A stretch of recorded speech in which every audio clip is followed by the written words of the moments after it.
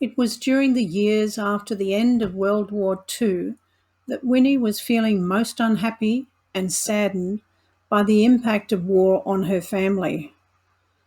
Rationing and scarcity had tested her resilience, and she was tired of trying to make ends meet for her large family of six. Her eldest daughter, Pamela, had begun to make her own way in the world as a nurse. Her eldest son, John, after a short stint in the Navy, was finally getting paid employment as a bus driver. The rest of her tribe was still at school, except for her youngest, born in 1945. But Winnie wished for something different, a new life, a new start, somewhere fresh, a place as far away from death and destruction that she had endured in the last stages of the war. She had given birth to her twin sons whilst the family was fleeing for safety during the London Blitz, and she had given birth to her youngest daughter in the safety of Wales at the end of war. What she hoped for was peace and calm, and a new place for her children to grow up freely without fear. Cecil and Winnie made the momentous decision to emigrate to Australia. Cecil made the first journey alone, travelling on the Strathaired in 1948 so that he could find work, establish a business and buy a house. He was a pioneer for the family, paving the way for Winnie and the tribe of six to travel to Australia on board the Orchidees in 1949. Winnie knew that she would need all her reserves of strength to maintain the family for 12 months alone while Cecil sailed to Australia. She and the children lived at Rose Nook in Surbiton, where the idyllic life of post-war England was beginning to emerge. Passports had been arranged for her and her eldest children before Cecil left for Australia, so at least she did not need to worry about that. Tickets for the sea journey had also been arranged. What she did worry about, and she was a great worrier, was how Cecil was getting on in a new country and how she was going to manage the long journey by sea with her tribe. Letters were sent and some of her fears abated when she learned that a bicycle shop and dealership had been purchased in Puckle Street, Moonee Ponds, and that a new house had been obtained not far from there at 11 Laura Street.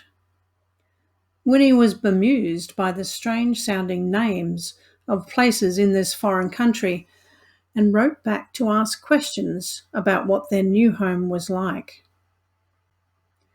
She was the one who now had to face Grandma Harriet and tell her that they were all to sail to Australia in April 1949. It was going to be hard to leave the old country and her family and friends. Winnie needed to put on a brave face and to implement all the planning necessary for shipment of furniture, packing of trunks, finalising exit papers, and notifying schools, businesses and family of their departure. Now that it was finally time for boarding the Orchidees at Station Pier Plymouth, Winnie began to have doubts about their big adventure. She watched as the twins excitedly ran about the decks and argued over who was to have which bunk beds. She watched closely as her eldest son quickly noticed all the pretty girls on board. Her own fears carefully masked, she reassured her daughters that all would be well. She held on tight to her 4-year-old's hand during this turbulent embarkation time. Winnie was often called out to sort out her sons as they continued to cause havoc on Deck A.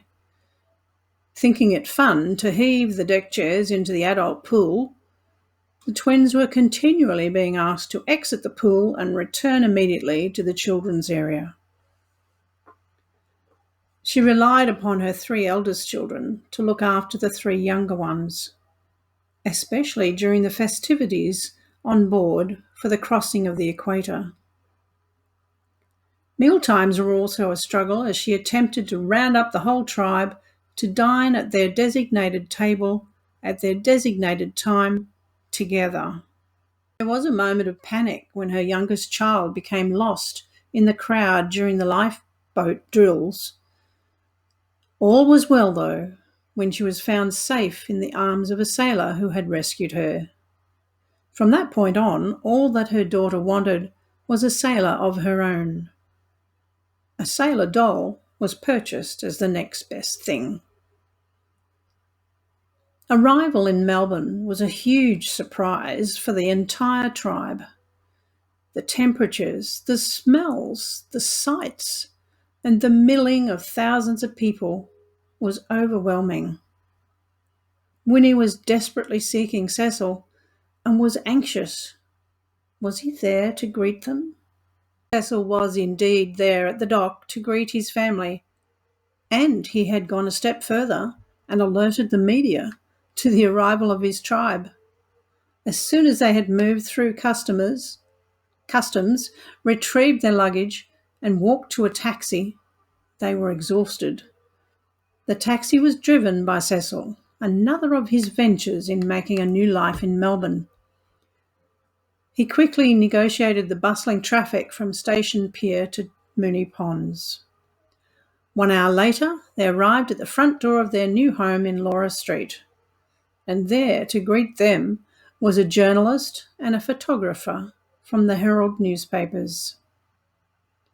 The photo of their arrival appeared in the newspaper on the next day, and for a short time Winnie felt uncomfortable knowing that their family was in the limelight, something she was not used to.